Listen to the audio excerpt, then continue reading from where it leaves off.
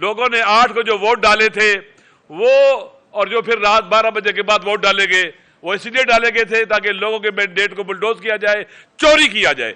یہ غیر آئینی اقدام ہے، غیر قانونی اقدام ہے، اور یہ کرنے والے آج تو کل جواب دہ ہوں گے، ان سے پوچھا جائے گا۔